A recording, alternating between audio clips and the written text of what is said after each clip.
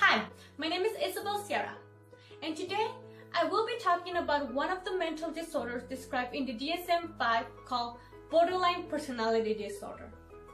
Borderline personality disorder is defined as a pattern of instability of interpersonal relationships, self-image and effects, and marked impulsivity. During this video, I will be covering the diagnostic criteria established by the DSM-5, some strategies to support the diagnosis, and some treatment options.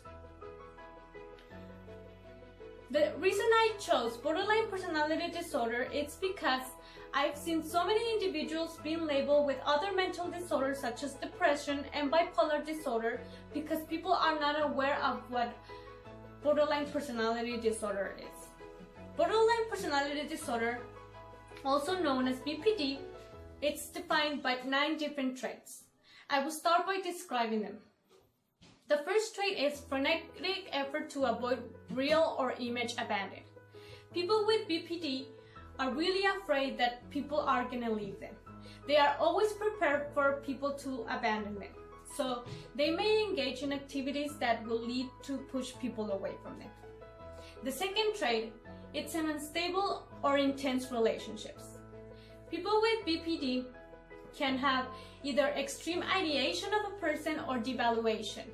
They can become really best friends with someone one day and then go to the other extreme and be really detached from this person. The third trait is identity disturbance. They have unstable self-image. They will change their hair color, their image in general. They can even change their name, their goals, values, vocational career, and aspirations from one moment to another. These people really lack of knowing who they really are. The fourth trait is impulsivity behaviors that are self-damaging. They can engage in overspending activities. They can go over and spend so many money they don't have, and then after that regret it. They can also get engaged in unsafe sex relationships, substance use. The fifth trait is suicidal gestures. They can self-harm themselves. They can try to kill themselves, and it is known that from people with borderline personality disorder that engage in this kind of activities, from 8 to 10% end in committing suicide. The sixth trait is affective instability. They are really overreacting to their environment. They have overreacting emotions and expressions. They will overfeel everything that is going on and overreact to it. They also have the number 7 trait is chronic feeling of emptiness. These people feel like a really deep loneliness inside. They feel that they have a hole inside them and that they cannot feel with anything. I think this is kind of related to their impulsivity behaviors, because with these activities they try to fill in that hole. But when we talk about a person with borderline personality disorder, it's like having a bag with a hole on the bottom. So they try to fill this loneliness, they feel this emptiness, and it just goes away just how it came. The number 8 is inappropriate anger. People with borderline personality disorder tend to not have control of their anger. They overfeel circumstances and just explode like that. They can have really aggressive behaviors, and then after that feel guilt, shame, and remorse for what they did. The number 9 trait is paranoid ideation. They can feel that people are conspiring against them, that people say negative things about them when it's not true. This is just perceived by them. So these were the 9 traits, and in order for a person to fit the diagnostic criteria for borderline personality disorders should count at least with 5 of these 9 traits. Regarding assessment, MRI and PET have shown to prove good results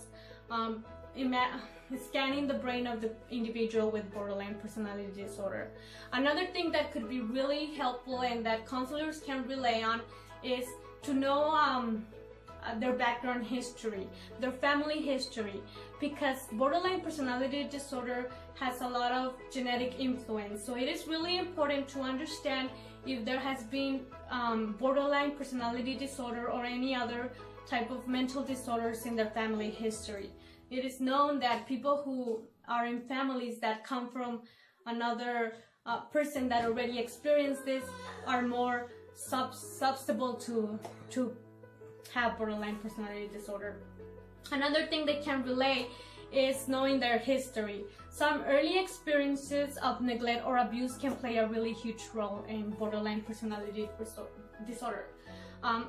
Regarding treatment, one of the treatment therapy that can be provided is cognitive behavioral therapy. This can help the individual identify the behaviors and the thoughts that are being not productive for their life and try to replace them. Another type of therapy that can be really helpful is dialectic behavioral therapy. Now, this therapy can be really helpful because it was designed to treat people with borderline personality disorder. It tries to help people identify what are the things that are stopping them from accessing to treatment and change this. What are the things that lead them to getting suicidal behaviors and stop it. It also helps them have self-respect for themselves. So these are some of the treatment options that we can provide for them. Borderline personality disorder is really important to be treated. One of the things that most impacted me about doing this research is that 8 to 10% people that have borderline personality disorder may end up in suicide. That's why I think it's really important for us counselors to be really mindful of the traits and take responsibility of what we can provide for them. We really need to be out there and understand the individual in its whole sense. So for now, this is all. Thank you very much for listening, and I hope this was really helpful.